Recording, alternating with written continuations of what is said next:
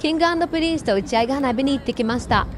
ピンピリメドレーで本当に DJ 最高すぎました。でも私の目当ては何と言っても屋台。値段はこんな感じ。全部美味しかったけど、まあ高かったかなっていう感想ですね。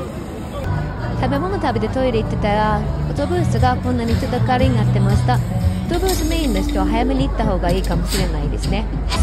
花火全部綺麗すぎてほんまに最高でした。ピンピリありがとうって感じです。ほんまに大好き。今年はほんまに超運すぎたから来年の嵐のライブも絶対行く。絶対行きたい。お願いします。チャンネル登録もお願いします。